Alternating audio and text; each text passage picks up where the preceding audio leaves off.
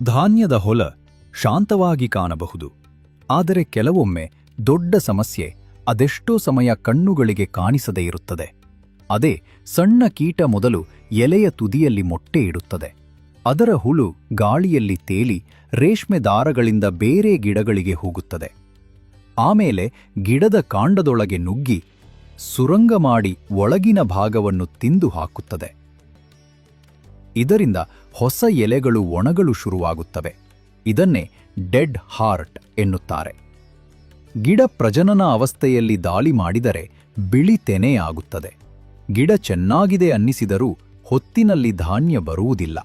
ಹೆಚ್ಚಾಗಿ ರೈತರು ಹಾನಿ ಕಾಣಿಸಿದ ನಂತರ ಮಾತ್ರ ಚಿಕಿತ್ಸೆ ಪ್ರಾರಂಭಿಸುತ್ತಾರೆ. ಆದರೆ ಆಗಾಗಲೇ ಹುಳು ಗಿಡದೊಳಗೆ ನುಗ್ಗಿರುತ್ತದೆ. ಆಗ ಯಾವುದೇ ಸ್ಪ್ರೇ ಪರಿಣಾಮಕಾರಿಯಾಗುವುದಿಲ್ಲ.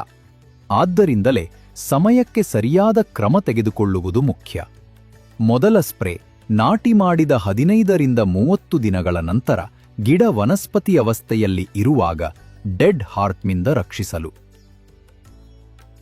ಎರಡನೇ ಸ್ಪ್ರೇ 40ರಿಂದ 60 ದಿನಗಳ ನಂತರ ಗಿಡ ಪ್ರಜನನ ಅವಸ್ಥೆಯಲ್ಲಿ ಇರುವಾಗ ಬಿಳಿ ತೆನೆಯಿಂದ ರಕ್ಷಿಸಲು. ಪ್ರಚಂಡ್ ನಂಬಿಕೆಯ ಜಪಾನ್ ಸೂತ್ರ. ಇದು ಹುಳುವನ್ನು ಕಾಂಡದೊಳಗೆ ನುಗ್ಗುವ ಮುನ್ನವೇ ತಡೆಯುತ್ತದೆ. ಫಲ